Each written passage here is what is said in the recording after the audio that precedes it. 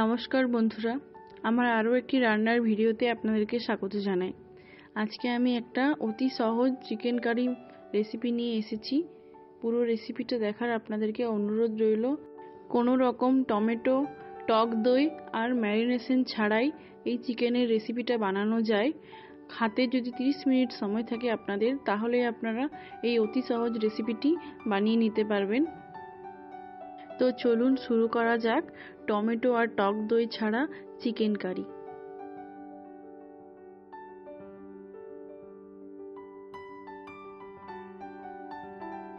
আমি 4টি মাঝারি সাইজের পেঁয়াজ এরকম ভাবে পাতলা পাতলা করে কুচিয়ে নিয়েছি। এরপর কড়াই বসিয়ে তার মধ্যে 2 চামচ তেল দিয়ে দেব। আমি এখানে সাদা তেল ব্যবহার করেছি, আপনারা চাইলে সরষের তেলও ব্যবহার করতে পারেন। তবে সাদা তেলটাতে কি টেস্টটা দেখেছি একটু অন্যরকম হয়, তাই সাদা তেল ব্যবহার করারই চেষ্টা করবেন। তেল গরম হয়ে আসলে 1/2 চামচ গোটা জিরে, 1/2 চামচ গোটা ধনিয়া আর কিছু গোটা গরম মশলা যোগ করলাম।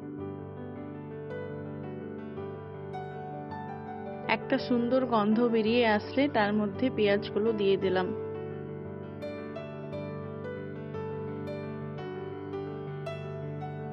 পেঁয়াজগুলো যতক্ষণ না নরম হয়ে আসছে ততক্ষণ ভাজতে থাকবো আর একটা লালচে বাদামি কালার আসা অবধি অপেক্ষা করব।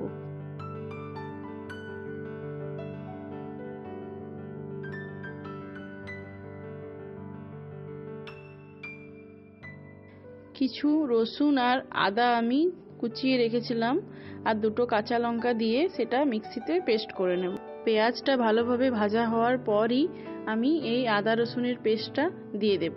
এরপর ভালো করে যতক্ষণ না কাঁচা গন্ধটা চলে যাচ্ছে ততক্ষণ কষাতে থাকবো আর মাঝে মাঝে একটু করে জল দিয়ে দেব।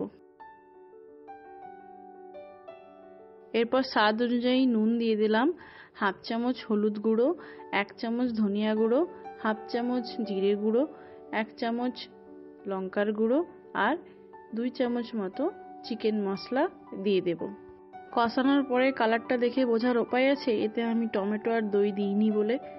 আপনারা একবার অবশ্যই বানিয়ে দেখবেন। আমি যখন প্রথমবার বানিয়েছিলাম আমিও ভাবতে পারিনি যে দই আর টমেটো ছাড়াও এত সুন্দর চিকেন বানানো যায়। এরপর চিকেনগুলো আমি আগের থেকে জল ঝরতে দিয়ে রেখেছিলাম, সেগুলো দিয়ে ভালো করে মশলাটার সাথে কষিয়ে নেব। মোটামুটি 5 মিনিট মতো কষানোর চেষ্টা করবেন। রান্নাতে আমি খুব একটা বেশি জল ব্যবহার করিনি, একদমই কষা কষা করার চেষ্টা করেছি। এই যে সামান্য একটু জল দিয়ে দিলাম, বাস। এরপর ঢাকা দেওয়ার পরে দেখুন চিকেন থেকে কতটা জল বেরিয়ে এসেছে। বাকি চিকেনটা এই জলেই সিদ্ধ হয়ে যাবে। এরপর 10 থেকে 15 মিনিট লো টু মিডিয়াম আছে ঢেকে রেখে দিলেই তৈরি আজকের রেসিপি। আপনারা দেখতেই পাচ্ছেন চিকেনটা কত সুন্দর দেখতে লাগছে আর খেতেও হয়েছিল অসাধারণ। অবশ্যই একবার বানিয়ে দেখবেন। এরপর ওপর থেকে একটু গরম মশলার গুঁড়ো দিয়ে দেব আর একটু ধনেপাতা।